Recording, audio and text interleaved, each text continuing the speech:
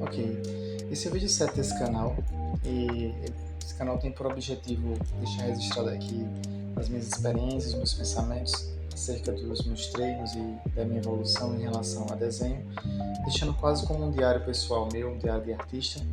E a intenção é compartilhar tanto pensamentos quanto ideias e também inspirar pessoas que gostam de arte e também praticam arte. E esse vídeo agora é sobre as impressões e sobre as minhas percepções acerca das últimas horas que eu tenho praticado essa nova maneira de pegar lápis, essa nova maneira de realmente pensar sobre estudos, né?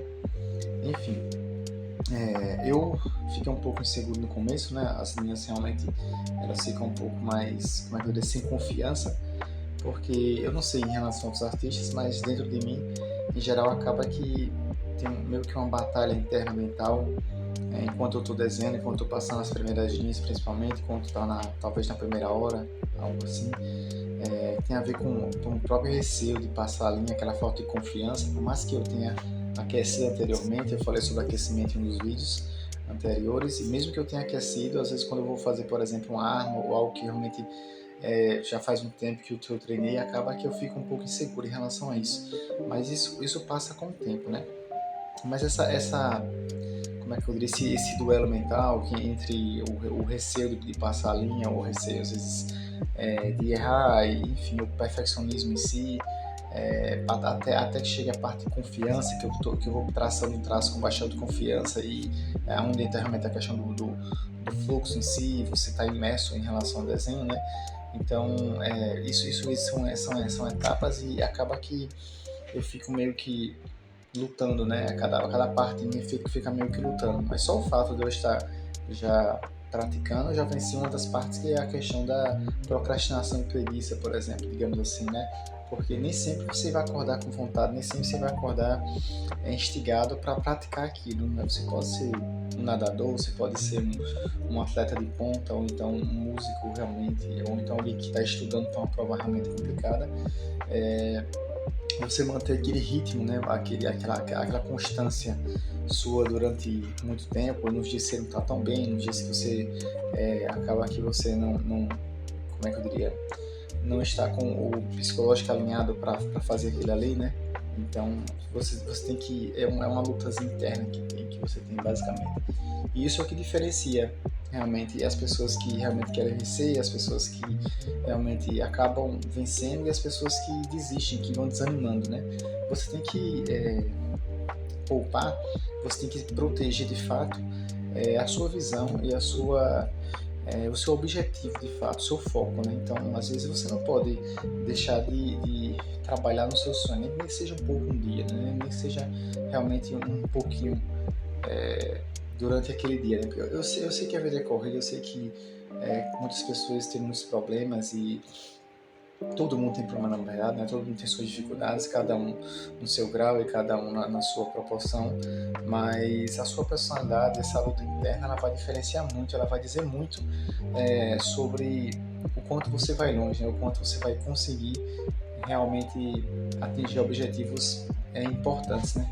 Então, isso dentro de mim acontece, eu não sei se um só acontece, né? Mas a minha percepção, eu acho que a percepção de alguns atletas que eu já vi, eu conversei, e eu vejo muitos exemplos de grandes atletas, né?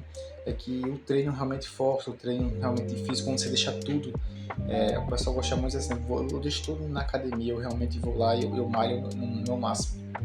Isso às vezes traz crescimento, quando é claro, é alinhado a uma didática, né? Uma maneira de fazer as coisas de maneira correta. Não adianta você fazer um sacrifício de tolo, né? Você fazer coisas realmente que não tem sentido. Então você tem que saber, como já saiu nos vídeos, saber para onde você está indo, para então você correr, né? Não adianta você sair correndo sem sentir a direção de fato onde você quer chegar, ou sem pelo menos saber o caminho que você deve seguir, né? Senão você vai enfrentar muitos obstáculos no meio do caminho, e às vezes isso pode até desanimar você, ou pode destruir um crescimento, né? Você, em geral, você tem que saber o objetivo que você quer chegar, você tem que estar bem traçado o seu plano, para que você não desperdice o que é mais precioso, que eu já citei também nos vídeos, que é o nosso tempo. que é algo que não vai voltar. Então, o dia de hoje é um dia a menos para você. A hora que você consumiu fazendo algo que não te levou para onde você queria, se não é algo, por exemplo, para te, como é que eu diria, de manutenção, né? Corporal, de manutenção psicológica, de manutenção espiritual ou física, acaba que é uma hora a menos que você teve, né? Em direção ao seu objetivo. Então, isso é algo para a gente prestar atenção, né?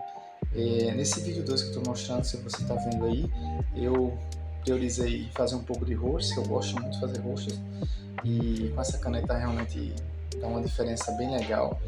O vídeo não está ficando com qualidade tão boa, o vídeo não dizer que não está com qualidade boa é até um elogio, tá? Não está bom, na verdade, tá ruim. Mas com o tempo, né, como eu já citei também a questão da evolução do 1%, né, e chegar às 37 vezes de melhoria durante o ano, em um ano no caso, isso eu vou melhorando, né? Eu estou sempre acrescentando uma coisinha ou outra, então um aprendizado ou outro, por exemplo, em edição de vídeo que eu não sabia direito, em conhecer as próprias ferramentas, a própria ferramenta do YouTube, né, para postar aqui. Posteriormente eu vou colocar também cortes e essas coisas que são legais também em outras plataformas e também no próprio YouTube, mas eu não posso normalmente chegar e realmente me debruçar sobre a questão da melhoria do vídeo e trabalhar realmente nisso, uma thumbnail, sabe, uma coisa chamativa, enfim, porque isso demandaria um tempo gigante para mim, para aprender, inclusive, e isso poderia comprometer os meus passos. Então, e também seria mais enfadonho, digamos assim, né? Eu prefiro aprender devagar, uma melhoria de 1% por dia, enfim, vai acabar que com o tempo os vídeos eles vão ficar melhores. Inclusive a câmera, né? Eu planejo trocar daqui a um tempo com uma câmera melhor, mas eu tenho que começar. Eu tenho que, de alguma forma, não ficar parado, né? Se eu deixasse mais tempo parado, possivelmente poderia ser um tempo precioso, né? E de informações realmente importantes. Esses steps que eu estou colocando aqui, né? Eles vão ser vários. Esse tipo de vídeo eu vou continuar sempre. Então, vai ser muito difícil eu parar porque eu não estou procurando gratificação no sentido financeiro, então no sentido de elogios e, enfim, como alguns artistas procuram, como algumas pessoas procuram na vida, né? Isso eu realmente gosto de praticar desenho, eu realmente gosto de aprender isso e eu estar compartilhando aqui é para deixar registrado. A quem interessar, basicamente, a quem curtir, a quem achar legal de alguma forma. Então, essa é a minha maneira de de mostrar que eu estou vivo, que eu existo, basicamente, né?